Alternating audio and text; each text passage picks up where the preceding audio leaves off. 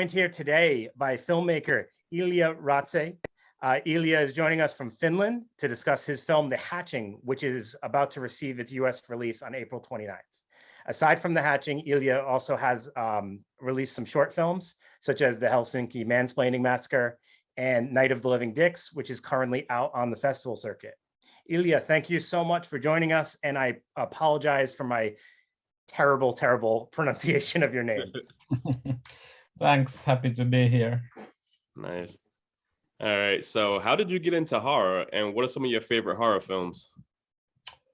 Really, I got into horror like too early as a small child. I think, like I always enjoyed like fantasy and like Marvel comics and things of that nature. And then I've always had this thing about fear and being scared, and I started having nightmares as a kid early on, and then I remember just children's picture books with some troll in them, and that I was afraid to turn the page because I knew the troll was poking his head out of the cave, but still I needed to turn the page, though I didn't want to. And then I couldn't bear to look at it, but I still had that like turning my face back to it. And so and I think it was probably, I saw the 50s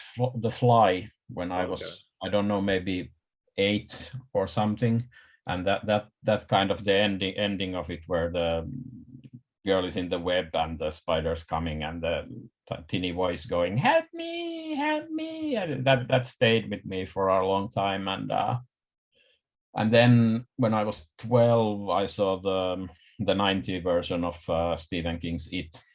Yeah, okay. And I think that kind of sealed the deal for me, because I was utterly terrified of the clown, and I sort of, well, now I haven't actually had any dreams about Pennywise for a while, but I still, like 25 years later, I would still get that guy in my head and in my dreams, and it's sort of, I'd have nightmares anyway, but I'm just jealous of Stephen King for coming up with such a powerful concept that it still stays with you after all that time, because it's and I think that's partly the thing, is it's with horror, it's the imagination, like, because I was a smart kid, then after seeing it I went and read the book, and that's just so much worse because it goes straight to your head. And I think that those are kind of the early ones. And then my aunt, who lives in England, she knew that I enjoy horror, so when I turned 13 she brought me Hellraiser on VHS as a birthday present, because in Finland back in the early 90s still we had this video censorship era, so we didn't even get Hellraiser here because you had to cut, like, I don't know, 10 minutes out of it or something, and then you couldn't have a video published if the age limit was 18. You could only have 16, so it was a weird era. But then getting Hellraiser on VHS with Pinhead on the cover, and I just went upstairs with the VHS and immediately watched it and immediately came down and like, this is the best movie I've ever seen. It's definitely one of the best. Yeah. So I'm really curious of what the horror scene in Finland is like at this moment, and also kind of like what inspirations specific to Finland do you feel are present in the films that come out of there?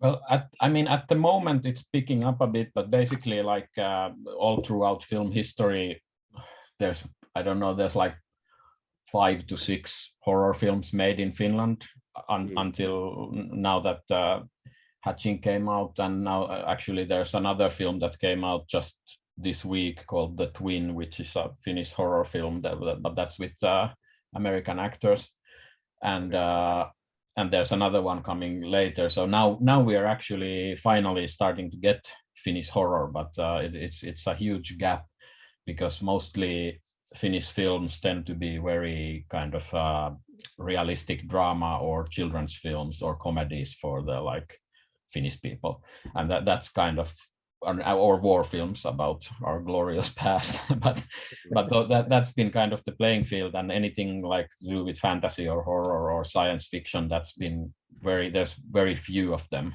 like Iron Sky this past decade, and then now it's picking up. So now I'm kind of really in a good place, because I only want to do weird genre films, and now it seems like it's actually possible to get those types of things made with these shorts and hatching, and there's a sci-fi film I wrote coming in September, which is also nice. So it's changing a bit now. We do have the Night Visions Film Festival, which has been going on since I think 97 or something, and that's happening in a few weeks. That's all horror genre weird stuff. They're showing The Room again for the I don't know how many times. But that's cool. I can't wait to check out your sci-fi film. So when you finish with that, definitely let us know. So we also started a playlist where our guests give us 2 of their favorite songs. Can you share 2 major tracks that made an impact on your life or even on your career? Well, I always blank when asked something like that, but yeah, I like the last years I've been I listen to not that much music, but unless I'm writing, so I always have a different soundtrack for each project when I'm writing. But The National is a band that I've been listening for the last, I don't know, 10 years. okay. And I keep expecting that at some point I'll get enough of it, but it hasn't happened. It's kind of still going on. So probably The Day I Die by The National is one of them. Okay, Excellent. good track. Love The National. They're doing a lot of festivals right now, so I'm hoping to finally get to see them. They're a great band. Yeah, they came to Finland, I think maybe 2014 or something. So I've seen them once live, and it was great. Awesome. So what was it like watching the film you wrote come to life on the big screen? That's always, it's kind of a tricky, you have to see it several times to get the writer brain sorted out, because when you see it the first time, it's kind of like I'd seen like versions through the edit, so it wasn't like a complete surprise, and I went to the set and things. But still, when you watch it the first time, it's always like okay, this is how they interpreted the script, as opposed to this is the film that exists. And it takes a few, I've seen it 3 times now with an audience, and I think I'm finally getting to the point where it's like okay, so this is the film that we made. But it's I described it watching this film felt the first time felt like I'd been pulling out my intestines and putting them in a bucket, and I handed that to the director, and she decorated the house with them, and now I'm walking around in the house and looking at so that's where the spleen went, and it's that type of odd experience. But I'm very happy with the film and very proud of our collaboration on it, and we're working on a new script now with the director. Okay. Nice. That is an amazing but very, very disturbing analogy for what this experience was like. So thank you for sharing that. it was the first thing that came to my mind, so that kind of shows you maybe how my head works. But it was definitely the best, it's hard to describe something like that, but like you made it like a short horror film for us. That's awesome. So first off, I want to say congratulations on making it to the cover of Rue Morgue. That's amazing. Thanks. So not just the hatching, but also there's an article about your short films, and they're right on the cover as well. So yeah, I haven't actually. Hatching made the cover of Fangoria as well, and that one I actually got, but Rue Morgue I haven't seen yet. So I really want to read that and see what kind of article, because it was a nice interview. Yeah, absolutely. So that's amazing. And for me, it just thinking about what it would be like to be on the cover of one of these horror publications, I can only imagine how like much of an honor, but also kind of like a surreal moment that must be, because I'm sure that you kind of grew up similar to us, kind of seeing these magazines or reading these magazines.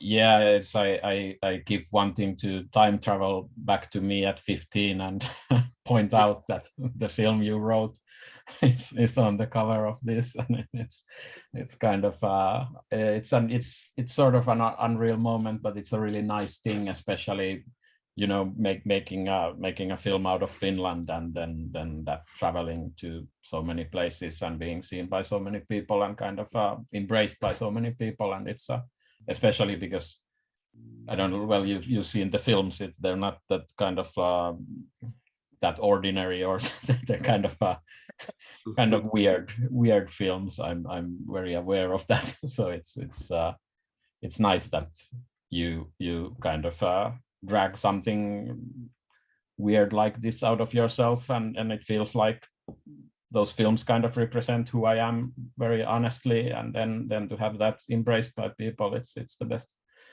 type of It's interesting to me because it's kind of like you took something that could be a disadvantage, like making this kind of genre film in a place that doesn't make these kind of genre films, but it actually turned out to be an advantage because it made you stand out once it got noticed, right? Yeah, and with especially with Hatching, it was when we were kind of when I first had the idea, I kind of very fast realized that, oh, I haven't seen this, and that's kind of always exciting. Yeah. And then when we were trying to get it funded for like 5 years, just slowly building the financing, because you can only get certain amount from Finnish funders. Yeah. And then it has to be an international co-production, but then pitching this to people, it's kind of when you got to the point of and then she starts vomiting in the creature's mouth, and then and then you could see the light kind of click, and okay. Yeah. And it's sort of and getting that made in Finland, I think it has to also do with the fact that the genre is not some kind of outside element, or it's not just laid on top of a drama story. It's kind of very built in to the whole concept and so on. Yeah. So as I mentioned previously, this film is going to get its US release on Friday, April 29th, as far as I'm aware. Yeah. Could you do a favor to our listeners and maybe just kind of give a brief overview of what this film is about? Well, Hatching is a horror drama about a 12-year-old girl who's been raised up to always maintain this image of perfection. Her mother is very demanding and kind of doesn't allow her to portray any negative feelings or any ugly sides to herself. And the girl is a gymnast, and there's an upcoming competition, and the pressure gets more and more, and then she finds this bird's egg and takes it home with her and starts sleeping beside it and hatching it. And as the pressure mounts for her, then every night the egg grows bigger until finally out of it hatches this half bird creature that goes out and does all her buried ugly impulses. And that's kind of the starting point. Yeah. Well, but it's really kind of a mother-daughter story told through body horror and this sort of twisted fairy tale aesthetic. Yeah.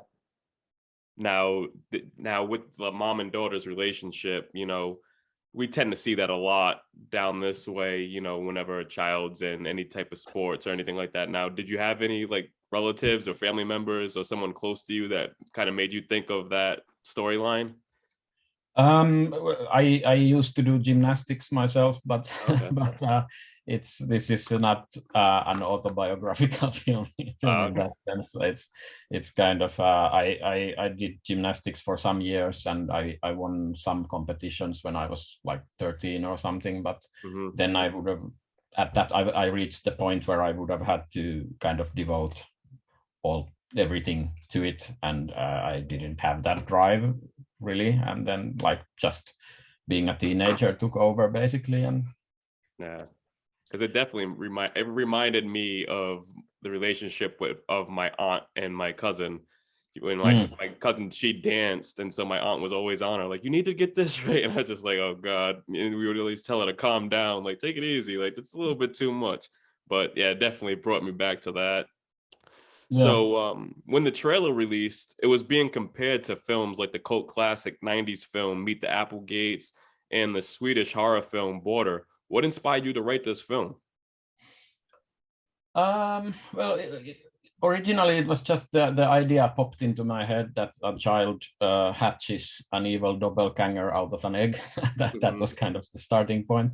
Yeah. And then the way I kind of discovered is a good way for me to write this is to kind of first explore what the film should be in my head, like what the characters are, what the thematics are, what the whole thing is. And once that is kind of fairly well in place, then you can start looking at influences from like other films, and because otherwise you kind of box yourself in, or you're kind of that's already been done, or kind of you get stuck in those kind of issues. And doing it like this way that I do, then I think it helps, because then you can sort of more easily look at other films like, oh, they did that like that, and maybe we can apply it to our content here, where we tell our own thing through it. But the very early on, we talked a lot with the director Hanna about kind of what type of a horror film this is, and we didn't want it to be one where it's kind of constant shocks or something's coming around the corner and you're kind of getting like that time. We wanted it to disturb, and what I had in my head was kind of The Exorcist, in the sense that, for me at least, The Exorcist is not that kind of scary movie. Like there's not a lot of shocks, or I don't know, so some people think differently, but it's not like super scary, but it's super disturbing. And it's like when the film ends, it stays with you for like weeks or years. And it tells its story very well, that it goes to some taboo areas in an interesting and unique way. And that was kind of the lead where we wanted to go. Okay. But I mean, then there's like, I mean, I've been watching horror since, I don't know, I was what, 10 years old or something. So there's like a ton of influences that are completely subconscious. Okay. Absolutely. So kind of the thing that kept coming in my mind when I was watching The Hatching was, it felt like I was watching a modern fairy tale. So the aesthetic of the film was like really beautiful. There was lots of like colors and patterns, particularly like within the home, a lot of like the wallpaper and all that stuff. Yeah. So for me, like I was, thinking back about like the meaning of all that. And it's like the surface level beauty versus like that, like ugliness that can be inside of something, right? Whether it's the mom or or the egg, and the little girl's like dark impulses. So for you, I know like you obviously wrote the film, and then when you guys were creating it, that was kind of a shared experience. Did the film end up looking kind of like how you had in your head? Yeah, for the most part, a lot of it, because we did talk a lot about the visuals all through the developing of the script, and the director Hanna had this idea of like that everything in the girl's life has basically been decided by the mother. So it's like the room is a bit too cutesy for a girl of 12 years. It feels like maybe she wants her daughter to stay 8 years old forever or something. It has that type of feel to it. And also the director was really keen on having this kind of aesthetic where it's not horror isn't dark shadows and what's behind the corner, but it's kind of like everything is in bright daylight, but there's something wrong, there's something off, and that it's so perfect that it's kind of really disturbing. That why is it like this? And that was kind of the path that we talked about a lot. Okay. Yeah. Yeah, and so then she added all these touches of like the father and the younger brother being dressed like identical, like it's almost a mini-me situation. Yeah. that's cool. So the special effects in this film were really cool. I noticed the animatronic puppet was created by a team that worked on like Star Wars and Jurassic Park films.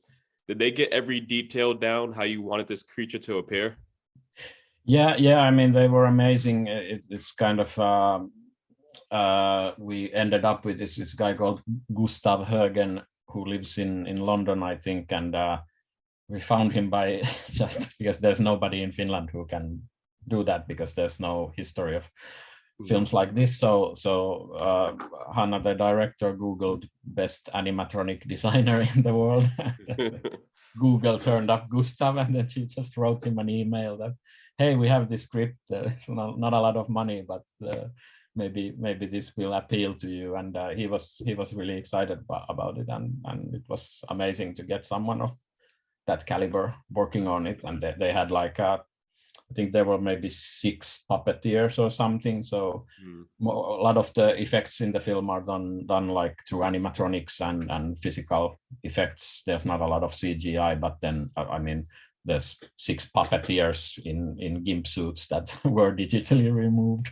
So watching those creature scenes in the edit was an interesting experience of just seeing those guys do their stuff.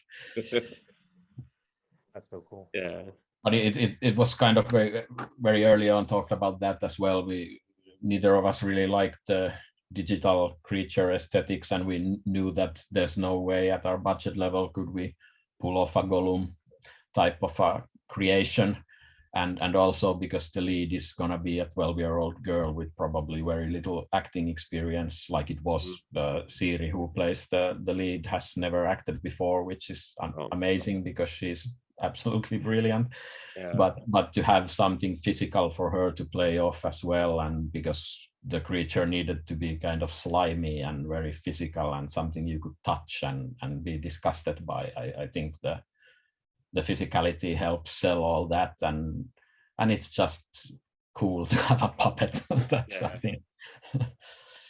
I'm a really big fan of Gremlins, and especially Gremlins 2 and those types of. Yep. That's awesome though, because you just pointed out that was her first time acting, and for the viewers, when you watch this film when it releases, she had to do a lot of like things that you, like a professional person that's been in the business for years, would have to do. And I think that she did an awesome job. Yeah, she's kind of a marvel. It's like at every step of writing the script, it's like, maybe we'll find someone. Hopefully we'll find someone, because she's carrying every scene, and it's kind of her movie. Yeah. And then we had this casting call where we got 1,200 applications, and she came out on top. That's awesome. So IFC Midnight acquired the rights to this film back in 2020, and I know they wanted to release it at a major international film festival, which ended up being the 2022 Sundance Film Festival. Did you attend? And if so, what was that experience like? We were gonna attend, but 2 weeks before the festival, they made it completely virtual because of the rising COVID figures. I think they were trying to, like, it was in January, and like right after Christmas, they were still trying to get it done physically. But then they looked at the trend, and it seemed like the infection rates was gonna be at its highest right during the festival, and so they pulled the plug, and that was kind of that was a really bummer, because I don't see, probably not every film you make gets to Sundance and so on. So it would have been a really, really nice experience, but the reception was really good. And I mean, we got written about on so many publications that kind of really made up for it, because and then it's been sold to something like over 40 countries, the distribution of it, and that's kind of mind-boggling. That was done like before the film was out anywhere. So it's like for a Finnish film, that's a really weird situation. But congratulations. That's amazing. Definitely. And this is the first feature for me as a fiction writer and Hanna as a director, so it's also like okay. Yeah, it's a great first start. Yeah. So your short films, well, we'll start with Night of the Living Dicks, which is hit, like I had mentioned earlier, it's in the festival circuit. I think you said that it was going to be in the was it Seattle in the month of April? It's gonna be in Seattle in this month, like I think April 22nd or something. It's actually at Seattle Film Festival. They're gonna play Night of the Living Dicks as a preview to Hatching. So they're cool. playing both films in a row. So it's like welcome to my head type of screening. Wow. I expect that to be a really bizarre dissonance between the two films, but both have this aspect of like something internal physicalizing itself. So maybe there will be some odd. Yeah. There's a correlation. I mean, this is obviously just like a little bit of a different route. So this film, Night of the Living Dicks, is funny, grotesque, and has a really unique and like in your face way of highlighting some important like gender issues, I guess would be the best way to say it. So what made you want to tackle these topics, and what has the feedback to this film been? Well, it actually started like in 2018. We made the short Helsinki Mansplaining Massacre, and that was kind of I got the idea for that, but I was coming across like mansplaining online and thinking about Texas Chainsaw Massacre like I often do, and then suddenly they clicked in my head, and then the title kind of dictated a lot how the movie should go. Like I wanted to have a Texas Chainsaw structure, but comment on gender issues and horror at the same time, and kind of play around with horror comedy. And then when that played at like something over 100 festivals, and it really went well. And I'm developing a feature horror comedy as well, but then we wanted to make another short. And for Mansplaining, when I was writing it, because it was about mansplaining, but then all those situations kind of while writing, they tended to drift towards sexual harassment. But I knew that film was not the right one for that theme, because it would have distracted. But then after making it, I still had all that stuff floating around in my head, and then I just, I don't know, my producer was pushing me to like come up with an idea for a great short, and I was like, yeah, easy for you to say, because I think short ideas are harder than feature ideas. I tend to develop stories that snowball, and you can't really do that in a short, although I think Night of the Living Dicks really does snowball. So but anyway, I just it's a film where a woman fed up with getting dick pics finds a pair of glasses through which she can see which men are the real dicks, and they have like these latex penises for heads, and it's told as a black and white noir thriller. And that was what the hell was I saying? Yeah, lost my train of thought there. That's okay. Yeah, the prosthetics of that film were insane. They were like, in general, this was like a really beautifully shot film.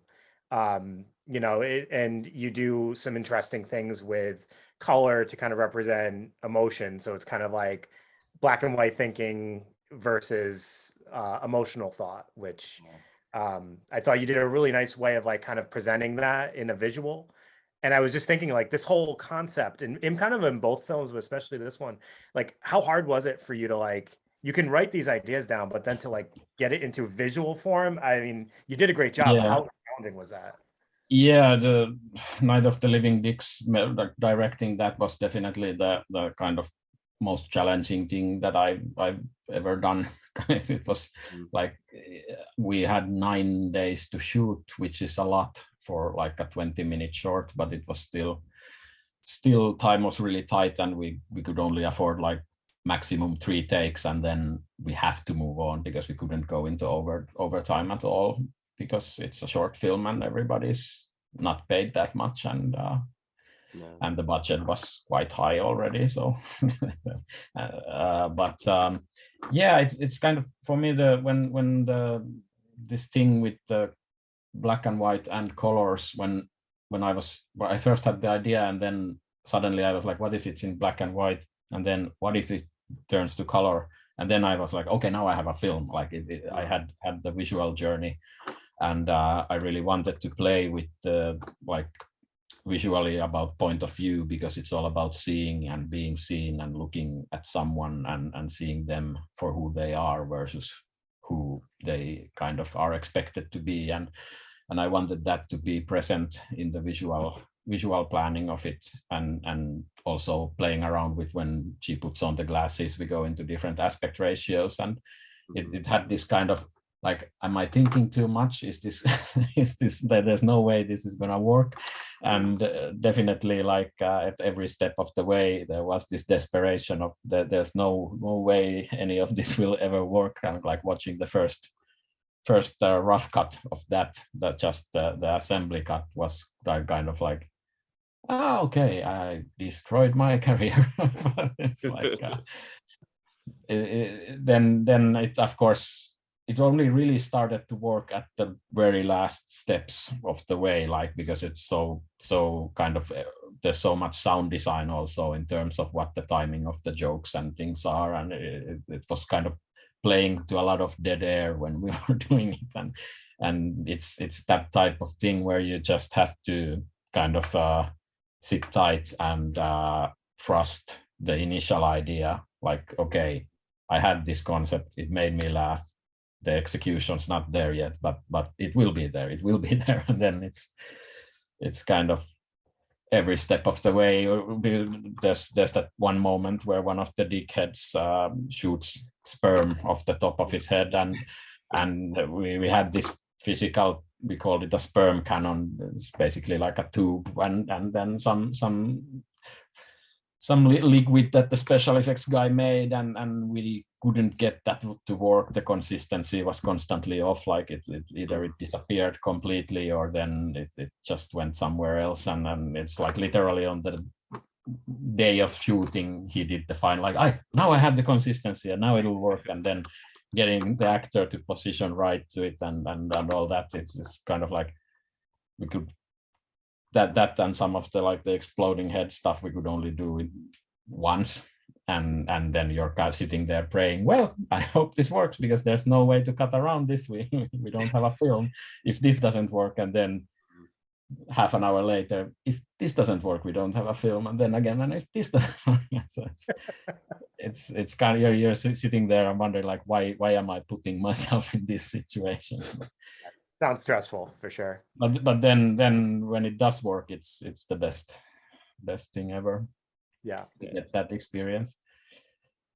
Yeah, for this story, I think like you got everything down packed, because like for us running social media, we kind of run into like situations like this. Not us, but like we see like some of the female, some of the female followers kind of post like stuff in their stories or stuff like that. How guys will send dick pics and everything, and then how they start to get like upset, and then like the aggression starts where they're sitting there just going back and shooting off like all these rude comments and everything back to them, and it's like you kind of like view that and you're just like, wow, like how do these guys kind of like come off like feeling like can just do this stuff? And it's like we never understand it, and so we kind of like talk to some of the females, and it's just like it's hard, because it's like they're like, these guys are dickheads, and it was just like, all right, it's like they put on the glasses, and they're seeing these guys for who they are. So just like how you captured in the film.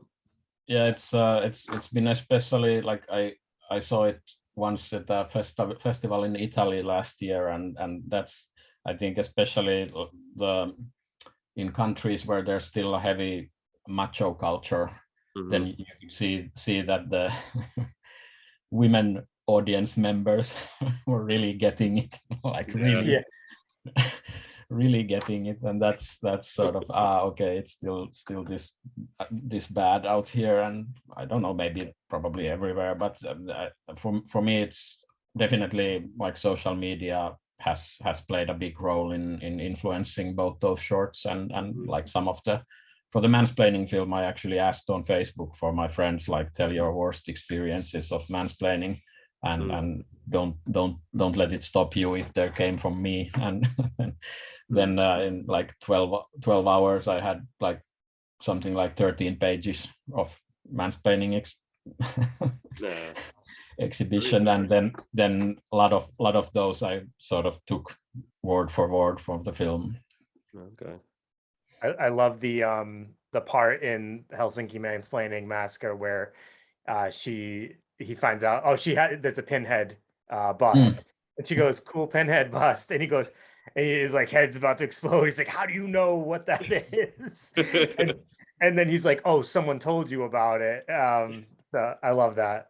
Yeah, that's actually based on a true story, not with Pinhead, but just the attitude of that, like, oh, somebody told you that. So, you know, it has to have, the information has to come from a man, and then it can be accepted. Like, I want to know your top films now. What are your favorite films? Like, oh, God. He pops into the rooms asking that. That's awesome. So I was just going to say that short is available on Amazon Prime for anyone that wants to check that out. Night of the Living Dicks is running festivals, so not available at this moment, I believe. Yeah, and I don't actually know if what's happening is that coming to some streaming service or not at the moment, but yeah, it's a festival still now. So I just want to ask you a question, and there might not be an answer to this, but it seems like gender issues seem to be something you're kind of passionate about. I mean, you kind of tell those in the 3 films that we've been able to see. You tell some sort of variation of that. Is that kind of something that you feel has been important for you to talk about from the male perspective, or is it just happened coincidental? No, it's been kind of like a growing awareness, but I mean it's sort of something that definitely, like, the gender roles have played a really annoying part all through my life, because I'm not sort of I'm not very like a very manly guy, and I don't watch sports. I didn't go to the army. I don't sort of care about any of that stuff, and it's sort of I have an odd hairdo and all that type of thing. So it's been something that has been present all through my life, like this idea that you have to be a certain type to kind of uphold the traditional image of being a man, and then you're not accepted if you don't fulfill that image.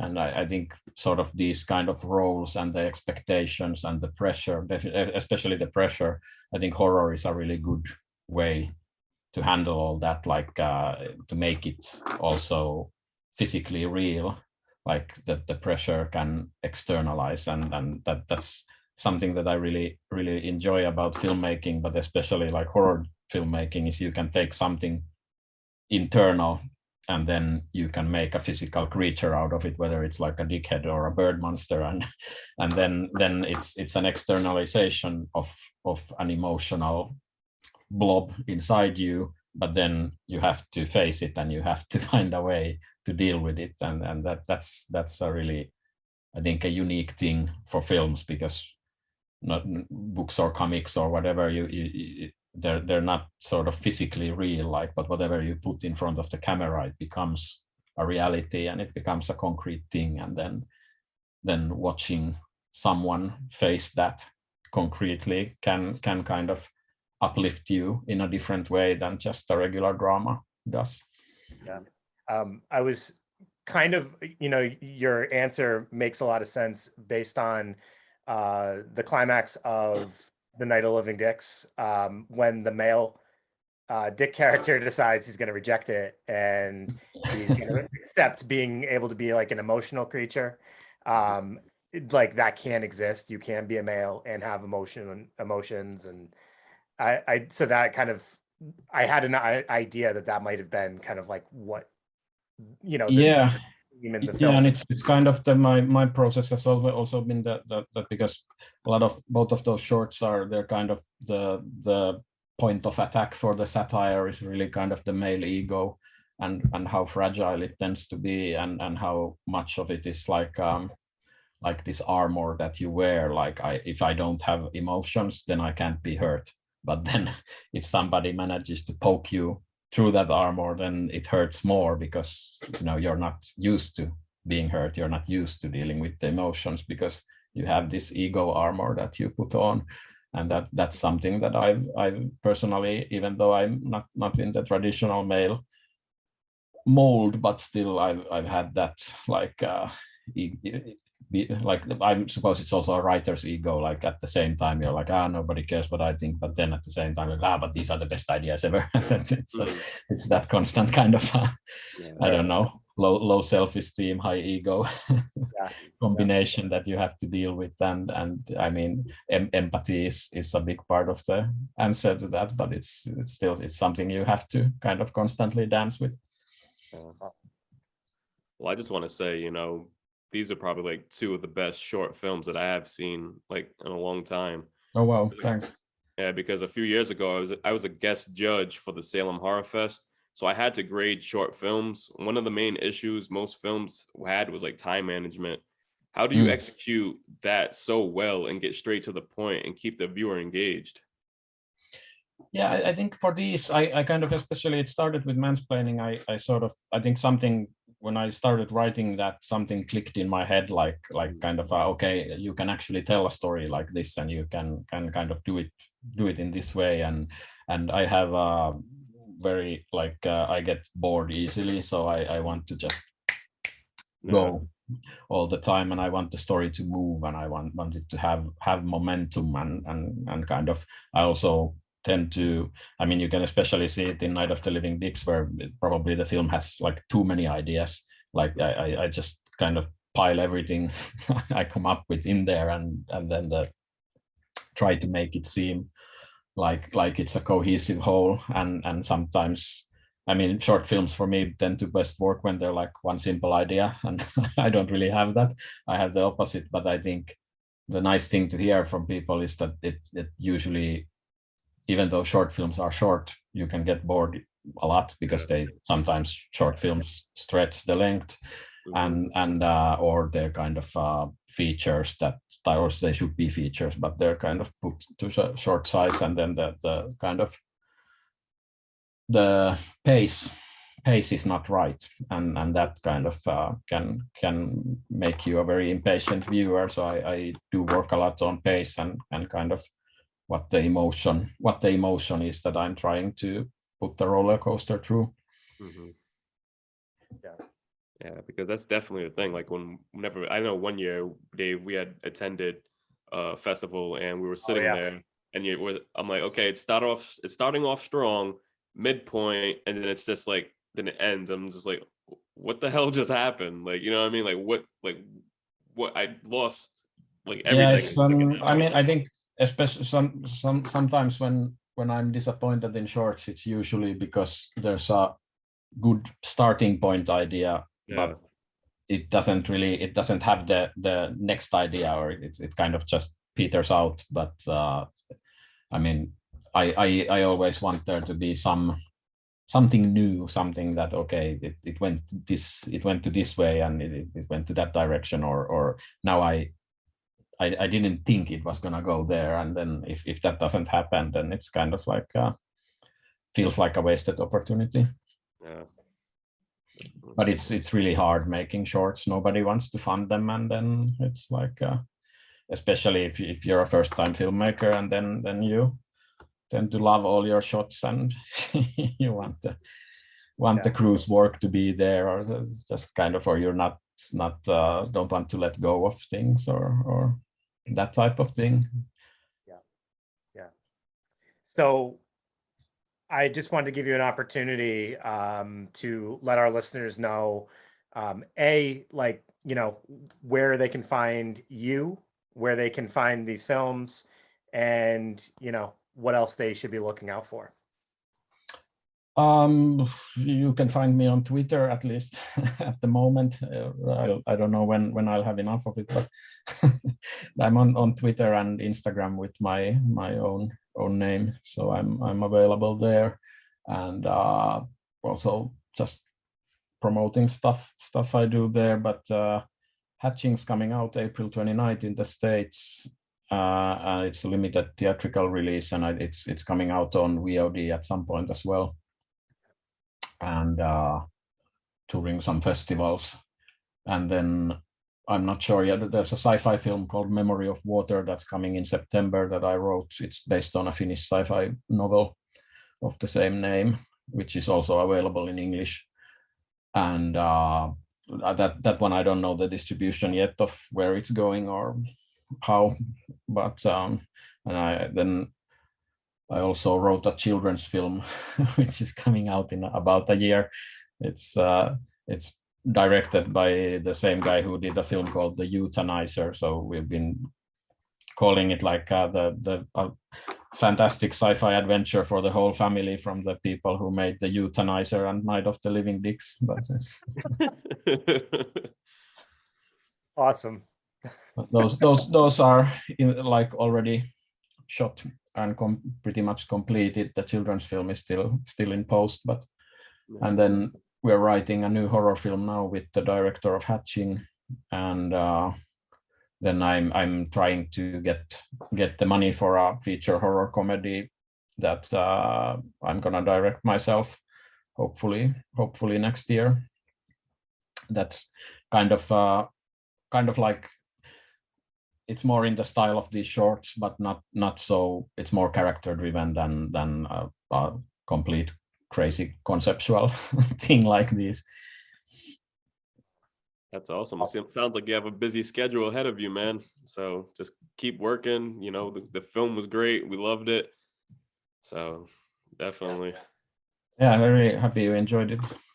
I'm glad we got you on when we did, because I don't think we'd be able to lock you down if we waited any longer. You got so much coming out. So Yeah. very exciting, very exciting. To the listeners, please make sure you do yourself a favor. Check out The Hatching. I promise you it's nothing like you've ever seen before. If you can get your hands on these shorts, you want to check these out too. They are bonkers in the best way. So Ilja, thank you so much for joining us. This has been an absolute pleasure. And I can't thank you enough again for just sharing all your work with us and giving us some time to talk about it. Yeah, thanks. It was nice to talk to you. And I was kind of worried that I was going to be completely random because I finished playing The Last of Us Part 2 today, and I'm still kind of shaken and rattled by it. That's a great game. That's awesome. So everyone, thank you for listening and enjoy the rest of your night.